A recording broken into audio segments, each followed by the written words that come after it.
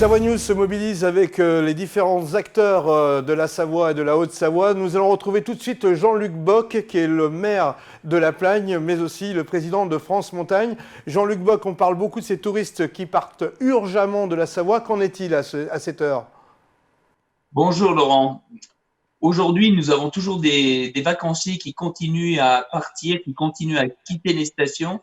Avec l'annonce qui a été faite hier soir donc, de notre président, Monsieur Emmanuel Macron, beaucoup vont regagner leur base d'origine et vont regagner en fait leur ville pour pouvoir vivre ce confinement le moins difficilement possible.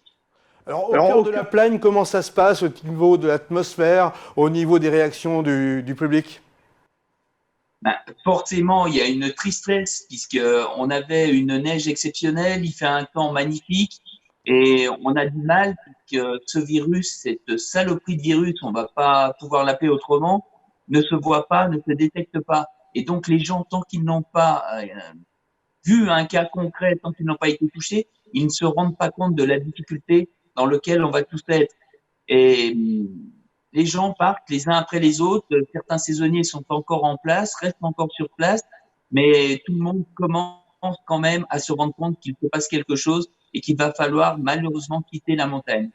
Essayons d'avoir une vue plus globale sur l'ensemble des stations. En tant que président de France Montagne, j'imagine que c'est un précédent économique. Alors, ce qui nous rassure, c'est que la saison a été plutôt bonne. Est-ce que les stations vont s'en sortir ? Alors, on va tout avoir, mais la grosse difficulté, c'est que le résultat des exploitants, par exemple, de domaines skiables, se réalise à partir de fin mars, début avril.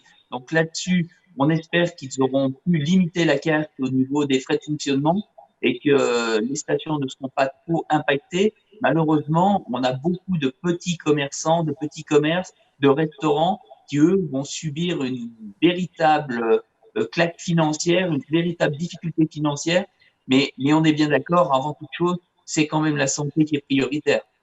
On parle d'être confiné, peut-être un peu plus encore dans quelques jours. Comment ça se vit en station ?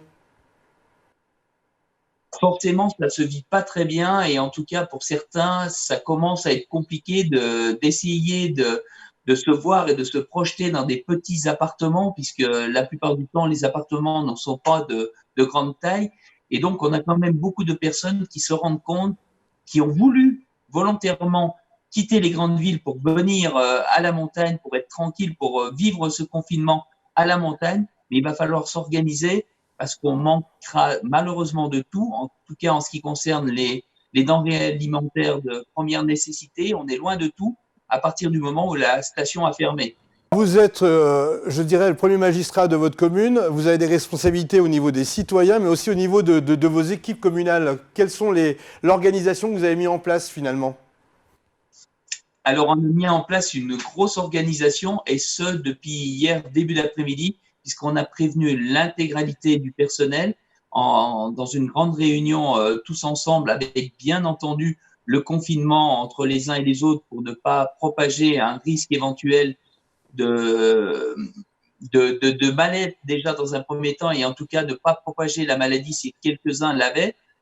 Et l'explication a été de leur faire comprendre la gravité de la situation dans laquelle on allait se retrouver sous les 15 jours à venir et bien entendu sur le mois à venir, puisque dans 15 jours, il y aura obligatoirement une prolongation de cette possibilité de confinement, de sortir de cette possibilité de confinement.